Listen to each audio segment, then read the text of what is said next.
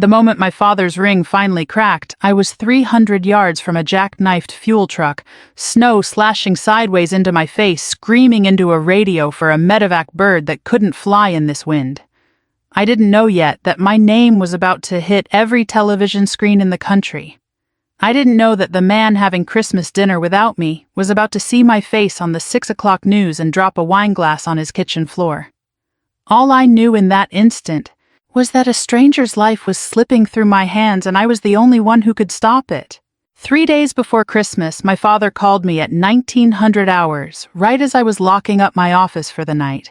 "Don't come this year," he said. "No hello, no warm-up, just that." I stood there holding the phone, my coat half on, and for a second I thought I'd misheard him. "Jason's going to be here," he continued like that explained everything. "Okay," I said slowly. "That's fine, Dad. I haven't seen Jason in a while. I don't want you making things awkward for him." I felt something in my chest go very still the way it does right before a convoy hits an IED, that half second of silence before the world tells you it's about to hurt. "Awkward, how?" I asked, though some tired, resigned part of me already knew. He sighed the kind of sigh that meant he'd rehearsed this. Jason had just gotten married. His new in-laws were coming. Half the neighborhood was coming. My father didn't want anyone bringing up the army. Didn't want anyone asking me questions that might make Jason feel, in his words, overshadowed. "He's finally settling down, Erica, building something. I don't want the attention pulled somewhere else, not this year. I've stood in rooms with generals. I've briefed colonels twice my age without my voice shaking. But something about my father's voice on the other end of that call made me 18 years old again, standing in the driveway with a duffel bag watching him shake Jason's hand at a graduation that wasn't even Jason's. "I understand," I said. That was it. No arguing. No asking him to reconsider. 18 years in this uniform teaches you which battles are worth fighting and which ones you walk away from with your dignity still intact. This was the second kind. I hung up, sat on the edge of my bed for a long moment, and then did what I always do. I opened my laptop and canceled the flight. My team found out 2 days later when Sergeant Alvarez asked what time my plane left on the 23rd. I told her plans had changed. She didn't push good soldiers know when a subject is closed, but she did corner me at the motor pool an hour after that and tell me I was welcome at her sister's place for dinner, no argument accepted. "I've got the duty roster to think about." I told her which was true, but not the whole truth. The whole truth was that half my unit had kids waiting for them at home, spouses who'd spent a year alone while their soldiers were downrange parents counting the days until they could hug their children again. I didn't have anywhere urgent to be. So I volunteered to take the overnight shift on the 24th, freed up 2 junior soldiers to go be with their families, and told myself it didn't sting nearly as much as it did. Colorado in December doesn't ease you into winter. It hits you like a closed fist. By the afternoon of the 24th, the forecast had shifted from light snow to state of emergency in the span of about 6 hours, and by 1800 my unit had been activated to support state and county responders working the interstate corridor. Visibility was dropping to almost nothing. Cars were sliding off the shoulder faster than tow trucks could reach them. I remember standing in the equipment bay, pulling on my cold weather gear, listening to the wind already howling against the hangar doors and feeling something settle in me that I can only describe as clarity. This I understood. This had rules, procedures, a chain of command, a purpose. Family apparently did not. I thought about my father's dining room table as I climbed into the truck. The good china would be out. The tablecloth my mother used to use before she passed, now repurposed for a family gathering I wasn't part of. Jason would be telling some a story about his promotion, and my father would be laughing in that warm, easy way he never quite managed with me anymore. I let myself feel that for exactly as long as it took to zip up my jacket. Then I put it away. The way you learn to put everything away when the mission requires your full attention and your personal life has to wait its turn. My radio crackled. Command wanted units staged along the interstate, within the hour reports of multiple vehicles down a passenger bus among them, visibility near zero. I climbed into the passenger seat of the lead vehicle, snow already collecting on my sleeves, my breath fogging in front of my face. Behind me, in a warm house 40 minutes away, my father was raising a glass to a toast I wasn't there to hear. Ahead of me, the storm was waiting, and so though none of us knew it yet, was every camera crew in the state. I checked my gear one last time, nodded to my driver, and we pulled out into the white. The storm didn't just arrive that night, it announced itself the way real disasters always do, with a violence that made the forecasters look almost cautious. By the time we reached mile marker 214, visibility was down to maybe 30 feet, and the wind was strong enough to rock the truck on its suspension. Command's radio traffic had gone from routine to urgent in a matter of minutes. A charter bus nearly 40 passengers had slid off the northbound shoulder and rolled onto its side. A pickup truck behind it had jackknifed, trying to avoid the wreck. There were reports of children on board the bus. There were reports worse of a fuel tanker stopped just uphill from the wreck, its driver unaccounted for. We were the first unit on scene. I don't remember making a conscious decision to take charge. It happened the way it always happens, muscle memory built over 18 years overriding whatever fear might otherwise have taken hold. I was out of the truck before it had fully stopped, boots sinking into 8 inches of fresh snow, shouting instructions over the wind.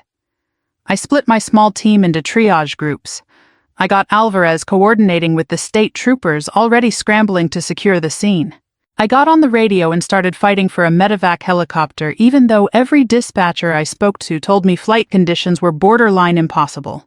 "Then we work until they're possible," I said, and moved on to the next problem. The bus was the priority. Passengers were trapped at odd angles, a few with visible injuries, most just shaken and terrified, screaming for their kids in 3 different languages through the shattered windows. I climbed up onto the exposed side of the vehicle myself, snow stinging my face like static, and helped pass children down through the emergency exit one by one into waiting arms below. A boy, maybe 6 years old, wouldn't let go of my jacket sleeve even after I'd handed him down to a trooper. I remember crouching to his eye level for exactly 3 seconds, all the time I had, and telling him he was safe now that he'd done such a good job staying calm. Then I was back up, pulling the next passenger free. It was the fuel truck that nearly took everything sideways. The driver, an older man named Walt, was still inside his cab, disoriented, one leg pinned by a section of buckled dashboard. The tanker had begun to lean on the icy shoulder, and any spark, any impact, any shift in the wrong direction could have turned the whole scene into something none of us walked away from. My team lead recommended we wait for the hazmat unit. Protocol would have agreed with him. I didn't wait. I got a trooper to help me brace the cab door, told Alvarez to keep everyone else back 100 meters, and climbed up myself. Walt was in shock, breathing shallow blood on his forehead from where he'd hit the wheel. I talked to him the entire time I worked, his leg free. Asked him about his grandkids, learned he had 4. Learned the youngest had just started walking, anything to keep him present, keep him calm. Keep his breathing steady while the wind screamed around us, and I felt the ice under my boots shifting with every gust. When his leg came loose, I pulled him out over my shoulder, half carried, half dragged him 30 yards through snow that came up past my knees until we were both clear of the tanker, and I could finally let myself feel my hands shaking. I didn't know in that moment that a local news van had been parked at the edge of the scene since the bus rollover, its reporter and cameraman filming everything from a safe distance. The bus rescue, the fuel truck extraction, all of it in the harsh, white glare of emergency lighting. I didn't think about cameras. I didn't think about anything except the next task, and the one after that, and the one after that, the way you do when the job in front of you is the only thing keeping you upright. By the time the medevac helicopter finally broke through a gap in the storm 2 hours later, we had stabilized every passenger from the bus, treated Walt for a fractured leg and mild hypothermia, and cleared the scene enough for tow trucks to begin the long process of hauling vehicles off the ice. I sat in the back of our truck afterward, peeling off gloves stiff with frozen sweat, and let myself exhale for the first time in what felt like hours. 40 miles away at my father's table, the evening had moved into dessert. I know this because Jason told me himself months later how he'd been holding court about his promotion, his new house, his plans for the spring, while my father beamed at him the way fathers are supposed to beam at their children. Nobody at that table said my name once. Nobody wondered where I was or what I might be doing on a night when half the state was under a storm warning. I wasn't a subject worth raising. I wasn't in that room a daughter at all, just an absence nobody had bothered to notice. I didn't know that yet, riding back to base with frost still clinging to my eyelashes. I only knew that we'd gotten everyone out alive, that Walt would see his grandkids again, that the little boy on the bus was already asleep in his mother's arms by the time I climbed down from the wreck. I thought that would be the end of it. Just another night, another mission, another quiet act nobody outside my unit would ever hear about. I had no idea the cameras had caught my face. I found out the way most people find out things about themselves anymore, secondhand, and far too late to have any say in it. We'd made it back to base a little after 2300, exhausted, soaked through despite the cold weather gear, running on adrenaline that was already starting to crash. I filed my after-action notes, checked on Walt's transport to the hospital, made sure every soldier under my command had eaten something and gotten dry clothes, and then finally sat down in the break room with a lukewarm cup of coffee I didn't really want. Someone had the television on in the corner, tuned to a local station, the volume low. I wasn't even looking at it. Then Alvarez said my name in a strange voice, and I looked up. There I was, on the screen, climbing the side of an overturned bus, snow whipping sideways across the frame, handing a child down into a trooper's arms. The chyron beneath the footage read, "Breaking Soldier Leads. Dramatic Highway Rescue During Record Blizzard." A local reporter's voice narrated over the clip, describing what she called one of the most extraordinary rescue efforts this region has seen in years. And then the footage cut to the fuel tanker. To me, pulling Walt free just before the truck's undercarriage buckled further under its own shifting weight. I sat there holding my coffee, feeling strangely detached from the person on the screen, like I was watching someone else's night unfold. Within 20 minutes, my phone started buzzing, first slowly, then constantly. A cousin I hadn't spoken to in years. An old high school friend. My commanding officer who simply texted, "Handle the press calls, however you want, Major. You earned that." I didn't know it yet, but 40 miles away, my father's dinner had reached the coffee and pie stage when Jason, scrolling his phone at the table, went very quiet. He told me the rest of it later in pieces because for a long time neither of us wanted to relive it in full. He said he saw the headline first, a soldier's name he didn't recognize attached to a rescue video autoplaying in his feed, and scrolled past it without much thought. Then someone at the table turned on the television for the 10 o'clock broadcast, more out of holiday habit than anything else, and the same footage came up this time on the national feed, because by then 2 of the big networks had picked up the story. Jason said he sat up straight before he even understood why. Something about the walk, the voice giving orders through the wind, was too familiar to ignore. Then the camera caught my face clearly, snow-crusted along my collar, and he said her name out loud without meaning to. "Erica." The table went quiet. My father, according to Jason, actually laughed at first, a short, disbelieving sound, the kind you make when your brain hasn't caught up to what your eyes are telling you. Then the anchor said it, plainly reading straight off a teleprompter, "Major Erica Sullivan, an active-duty Army officer, is being credited with saving dozens of lives during last night's highway disaster." My father, Jason said, went pale in a way he'd never seen before. He stood up so fast his chair nearly tipped, and the wine glass in his hand slipped from his fingers and shattered against the hardwood floor. Nobody moved to clean it up. Every face at that table was turned toward the television, watching footage of a woman none of them had thought to invite.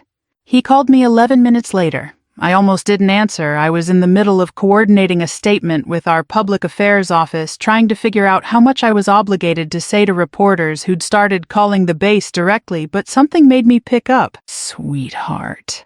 His voice cracked on the single word. Why are you on the national news?" I could hear the television still going in the background of the call, hear voices I didn't recognize talking about me like I was a headline instead of a person. I thought about a dozen things I could have said. I thought about reminding him that 3 days ago he'd told me not to come home. I thought about asking whether he'd have found out I existed at all if a camera crew hadn't happened to be parked on that stretch of interstate. I didn't say any of it. I was doing my job, Dad. I told him, keeping my voice level, the same voice I use for briefings, for casualties, for anything that requires me not to fall apart in front of an audience. I have to go. There's still work to finish here. I hung up before he could respond. Not out of cruelty, I want to be clear about that even now. I hung up because I genuinely did have work to finish, soldiers to check on a chain of command waiting on my report. But if I'm honest with myself, some small, tired part of me also wanted him to sit with that silence a little longer. Wanted him to feel just once what it was like to reach for me and find the line already gone quiet. Outside, the storm had finally started to break, the wind easing into something almost gentle. I stood by the window for a moment, watching the last of the snow drift down under the security lights, and thought about how strange it was that the whole country now knew my name, before my own father had thought to ask where I'd be spending Christmas. Behind me, my phone kept buzzing on the table. I let it. The story didn't fade the way I expected it to. I'd assumed, the way you do with most local news, that it would run for a day or two, and then get replaced by whatever came next. A different disaster, a different headline, the endless churn of the news cycle moving on to someone else's worst or best night. Instead, it grew. By the 26th, the footage had been picked up by 3 national networks. By the 27th, a wire service had run a longer piece, complete with interviews from passengers off that bus, people who wanted to put a name and a face to the officer who'd pulled them out of the wreckage. I turned down almost every interview request. Public Affairs handled most of it on my behalf, issuing a short statement crediting the whole team, the state troopers, the tow crews, the dispatchers who'd fought to get a helicopter through impossible conditions. I meant every word of it. None of what happened that night was a solo effort, and it felt wrong, genuinely wrong. Not just modest to let the story become about one person when a dozen people had worked through the same storm to get everyone out alive. But some things I couldn't turn away from. A woman named Deb Marchetti, whose 8-year-old daughter had been the little girl on the bus, tracked down the base's public information officer and asked gently if her daughter could send me something. A few days later, a hand-drawn card arrived at the unit mailroom, crayon on construction paper. A stick figure in a uniform standing next to a bus, "Thank you, Major Sullivan," written across the top in a careful, wobbly hand. I kept that card in my desk drawer. I still have it. Walt's family drove out to the base itself, all 4 grandkids in tow, the youngest, just barely walking like Walt had told me that night. His daughter cried when she shook my hand. Walt himself, legs still in a brace, mostly just gripped my forearm and said, "You didn't have to climb up there," to which I told him the honest truth that I hadn't thought about it as a choice at all. Some decisions don't feel like decisions in the moment. They just feel like the next necessary thing. Through all of it, my father kept calling. The first day I let it go to voicemail. The second day I read his texts without responding. "Can we talk? I'm so proud of you." I didn't know. I should have known. Each message landed somewhere in my chest I didn't particularly want to examine right then. I wasn't avoiding him out of spite. I was avoiding him because I genuinely didn't know what I would say, and 18 years in the Army has taught me not to open my mouth in a briefing until I actually have something worth saying. Jason texted too, which surprised me more than my father calling did. His message was shorter, and something about its plainness stuck with me longer than anything my father wrote. "I didn't know it was like this for you. I'm sorry, I mean that." I didn't respond right away, not because I wanted to punish him. Jason had never been cruel to me, not really. He'd simply spent years accepting the space he was given without asking many questions about why it existed or what it cost the person standing outside of it. There's a particular kind of quiet complicity, in that the kind that doesn't require malice to still leave scars. I think some part of him understood that now, watching the same footage everyone else had watched, seeing for the first time what just the Army had actually meant for the sister he'd shared a childhood with, and somewhere along the way stopped really knowing. I finished out that week the way I finish most weeks, checking on my soldiers, writing recommendations for 2 of them who deserved recognition for their work that night, following up on Walt's recovery, making sure the little girl's thank you card got a proper reply signed by the whole unit, not just me. Work has always been the thing that steadies me. When the rest of my life felt unresolved, undecided, sitting in some uncomfortable middle place I hadn't chosen, the job was still there, still clear, still exactly what it had always been. My father called a final time that Friday evening, and this time I picked up mostly because I was tired of watching my phone light up and doing nothing about it. "I don't expect you to fix this in one phone call," he said before I could say much of anything. His voice sounded different than it had on Christmas Eve, smaller, less certain of itself. "I just want to see you, in person, whenever you're ready." I told him I'd think about it. That was true. I wasn't ready to hand him forgiveness over the phone wrapped up neatly like it cost nothing. But I also wasn't the same person who'd quietly accepted "don't come this year" without so much as raising my voice. Something in me had shifted that night in the storm, some old, tired patience finally reaching its limit. I just didn't know yet how far my father was willing to go to find out what he'd actually missed. He showed up at the base gate on a Tuesday morning, no warning, no phone call ahead of time, which was so unlike him that the young private on duty called it in as a courtesy before letting him through the visitor checkpoint. I came out to meet him in my duty uniform halfway through a shift and found him standing near the flagpole looking smaller than I remembered, hands shoved in his coat pockets, eyes moving over the base like he was trying to memorize something he'd never bothered to look at before. I hadn't invited him. I hadn't told him where I worked exactly or what my days looked like because in 18 years he had never once asked. "I wanted to see it," he said before I could ask why he'd come. "Where you actually work, what it looks like." I gave him a short tour, mostly out of some instinct I couldn't quite name, not forgiveness, not yet, but something closer to letting a door stay open a crack instead of closing it entirely. We walked past the motor pool, the supply depot, the briefing room where I spend most of my mornings. Soldiers passed us in the hallway, and every single one of them straightened slightly and said some version of "Good morning, Major," out of habit more than performance. I watched my father notice that. Watched something shift in his face each time it happened, like he was recalculating something he'd taken for granted his whole life. We ended up in the break room, the same one where I'd first seen my own face on television 2 weeks earlier. Colonel Whitfield, my commanding officer, happened to be there getting coffee, and when he realized who my father was, he set his cup down and pulled up a chair without being asked. "You should know something about your daughter," he said in the plain, unhurried way career officers tend to talk. He told my father about the promotion I'd turned down 3 years earlier, a desk job in Washington, better pay, shorter hours, the kind of position most people would have taken without a second thought.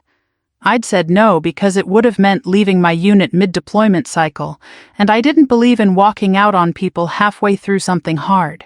He told him about the 2 times I'd delayed my own transition out of active duty to finish training replacements, extending my commitment when I didn't have to. He told him about the disaster relief rotations I'd volunteered for on my own time, including one Thanksgiving I'd spent distributing water in a flooded county instead of coming home. My father sat very still through all of it, hands wrapped around a coffee cup he never drank from. "I didn't know any of that," he said quietly once the colonel had excused himself, and it was just the 2 of us again. "You never asked," I said, not cruelly, just true. He nodded slow, like the words had weight he hadn't expected. And then, almost as an afterthought, almost like he was embarrassed to bring it up at all, he mentioned my birthday gifts, how every year for the past decade a card and something thoughtful had arrived at his house, and how he'd always assumed because Jason usually intercepted the mail and mentioned it first that the gifts had come from him. I went quiet for a moment, turning that over in my head. I hadn't realized he didn't know. I'd sent those packages every year without fail, a book he'd mentioned, wanting a bottle of the bourbon he liked, once a framed photograph from a trip we'd taken together before my mother passed, and I'd never once put a note inside claiming credit because that had never been the point. I'd simply wanted him to feel remembered. It never occurred to me that somewhere along the way, the credit had quietly shifted onto someone else, and that my father had spent 10 years being grateful to the wrong child. I looked at him and understood all at once that this wasn't really about the gifts. It was about how easily I could disappear inside my own family, even while actively, deliberately trying to stay present in it. Jason came by the base that same afternoon, having heard from my father that he was visiting. He found me alone near the vehicle bay and didn't waste time with small talk. "I knew," he said, "about the gifts. I knew they were from you, and I let him think they were from me. Every year. I never corrected it." He looked, for the first time since I'd known him as an adult, genuinely ashamed of himself. I don't have an excuse. I liked how it made him look at me. I didn't think about what it cost you. I didn't say anything for a moment.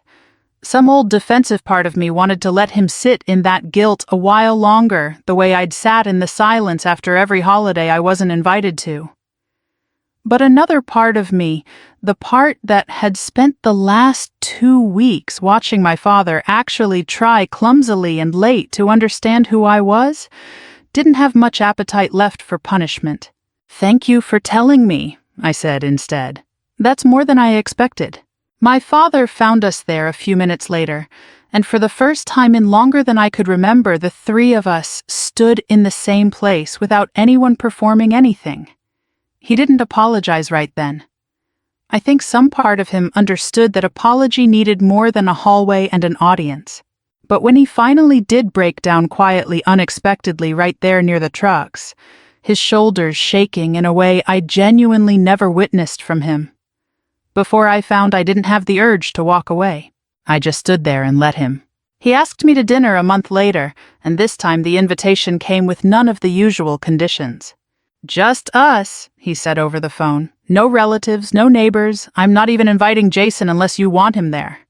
I told him it could just be the two of us. Some conversations don't get easier with more people in the room, and I suspected this one was going to be hard enough as it was. He cooked, which surprised me. My father has never once in my entire adult life cooked a full meal from scratch. When I arrived, the kitchen smelled like the roast chicken my mother used to make, and for a moment, standing in the doorway, I felt something catch in my throat that had nothing to do with the storm or the news cameras or any of it. It was just the smell of a kitchen I hadn't really stood in years. We ate at the small table in the kitchen instead of the dining room where Christmas dinner had happened, which I think was deliberate. Neither of us mentioned it, but I noticed. He didn't wait long to say what he'd clearly been rehearsing. "I owe you an apology," he said, setting down his fork. Not the kind where I explain myself until it stops sounding like an apology, just, "I'm sorry, I was wrong." I waited. 18 years of debriefs have taught me the value of letting silence do some of the work. He told me about the years after he remarried, how he'd thrown himself into building a relationship with Jason, partly because he genuinely liked him, and partly, he admitted, because it felt like something he could still get right. His first marriage to my mother had ended in loss he never fully processed. He said that somewhere in trying to build something whole out of the pieces he had left, he'd stopped paying attention to the daughter who didn't need convincing to love him back. "I told myself you were fine," he said, "strong, self-sufficient, that you didn't need the same things Jason did." He shook his head slowly. I think it was easier to believe that than to admit I was choosing not to look. I thought about correcting him, about explaining that strength isn't the same as not needing anyone, that self-sufficiency is often just what happens when a person stops expecting help and starts building the capacity to survive without it. But I didn't say that. I don't think he needed a lecture. I think he needed for once to sit in the discomfort of his own honesty without me softening it for him. "The thing that hurt the most," I said instead, choosing my words the way I'd choose them in a briefing, deliberate and unhurried, "wasn't that you wanted Jason there and not me. Families make room for different people in different seasons. I could have understood that if that's all it was." He looked up at me, waiting. "It was that you thought I'd make things awkward, just by being there, just by being your daughter." My voice stayed even, but something in my chest had gone tight, saying it out loud finally after weeks of carrying it quietly. "You didn't say Jason needed space. You said I'd cause a problem. There's a difference." He didn't try to argue with that. I think if he had, I might have gotten up and left right then, dinner or no dinner. Instead, he just nodded slow and pained and said, "You're right. I don't have a way to make that not true. I can only tell you I understand it now and I didn't before." We sat with that for a while. The chicken went cold between us, and neither of us seemed to care. Eventually, he asked about the war, about the deployments, about things he'd never once asked me in 18 years of service, not out of performance I could tell, but because he genuinely wanted to know. Now, in the same way, you finally read a book everyone's been telling you to read for a decade. I told him some of it, not all of it. Some things I've never told anyone outside my unit, and I wasn't ready to hand those over that night either. Before I left, he walked me to my car, hands in his coat pockets against the cold, and said one more thing. "I don't expect this fixes anything overnight. I know that's not how this works." "No," I agreed, "it's not. But I'd like the chance to keep trying, if you'll let me." I looked at him for a long moment, my father standing in his driveway in the same cold he'd once told me not to bring myself home into finally asking instead of assuming. "Okay," I said, "we can try." It wasn't forgiveness. Not fully, not yet. But it was the first honest conversation we'd had in longer than either of us wanted to admit. And driving back to base that night, I found myself thinking that maybe that was enough of a start. A year moves faster than you expect it to, especially when you spend most of it rebuilding something you thought was already lost. My father and I didn't fix everything in that one dinner, and I want to be honest about that because I think stories like this get told too neatly sometimes, like an apology is a light switch instead of a long, unglamorous process. There were awkward phone calls in the months that followed. There were moments where old habits crept back in him, forgetting to ask about my work, me forgetting to give him the chance to ask. But there were also Sunday calls that became a habit instead of an obligation, a visit for my promotion ceremony, where he sat in the front row and didn't once mention Jason's name, and slowly, carefully, the outline of an actual relationship where there had only been distance before. So when December came around again, I wasn't entirely surprised when my father showed up at the base gate a second time. What surprised me was that he came without calling ahead on Christmas Eve itself, and waited outside the visitor checkpoint for nearly 40 minutes until my shift ended, standing in the cold in a coat that wasn't warm enough for Colorado in December, exactly like a man learning a year too late what it might have felt like to be waited for. "I didn't want you spending tonight wondering if I'd remember," he said, when I finally walked out and found him there. He handed me a small box wrapped simply, no ribbon, nothing performative about it. Inside was an old photograph, the two of us, decades younger, standing in front of the recruiting office the day I signed my enlistment papers. I remembered that day. I remembered how nervous I'd been, and how at the time I hadn't been entirely sure he was proud of the choice I was making. Looking at the photo now, I could see it in his face even then, something he apparently hadn't known how to say out loud back then and had spent a year learning how to. On the back in his handwriting he'd written, "You have always been my pride." It just took me too many years to find the courage to say it. I stood there in the cold for a long moment holding that photograph and didn't trust myself to say much of anything. Jason arrived a few minutes later, having driven up separately, which told me my father had planned this more carefully than he was letting on. Jason didn't ask for forgiveness. He'd apparently learned over the past year that forgiveness isn't something you can request on a schedule that's convenient for you. He just thanked me, quietly, without performance, the way an honest apology usually sounds. "You never once made me feel guilty," he said, "even when you had every right to. I don't think I ever thanked you for that." I told him he didn't owe me a debt for simply not being cruel to him. But I understood what he meant, and I let the moment sit there between us without rushing past it the way I've learned not to rush past the things that actually matter. We ended up, the three of us, at the Veterans Support Center downtown that night, carrying trays of food into a hall full of people who, for one reason or another, didn't have anywhere else to be on Christmas Eve. My father hadn't asked to come along. He'd simply shown up in old work clothes, ready to carry boxes. and I found I didn't have it in me to turn him away. We spent the evening serving dinner, refilling coffee, sitting with veterans who told stories nobody else had asked to hear in a long time. My father listened to every one of them like it mattered, and I think watching him that something in me finally settled, not because the past had been erased, but because the present had become something worth trusting. Late that night, walking back to the car through a light snow that felt nothing like the storm from a year before, I thought about how strange it was that the worst Christmas of my life had somehow led me here. A year ago, my father told me not to come home because he was afraid I'd make someone else feel small. Tonight, he stood in the cold on Christmas Eve just to make sure I never felt forgotten again. I used to think the hardest missions were the ones with sirens and stretchers and lives hanging in the balance out on some icy highway. I don't think that anymore. I think the hardest mission any of us ever faces is finding our way back to the people we love, especially when they've made that path harder than it needed to be. That night in the storm, I thought I was just doing my job. It turns out I was also finding my way back to my own family. I just didn't know it yet. If this story moved you even a little, I'd love to hear where it found you tonight. Drop a comment below and let me know what part stayed with you the longest. We've got so many more stories like this one waiting to be told, so if you don't want to miss what's coming next, go ahead and subscribe. Let's keep this journey going together.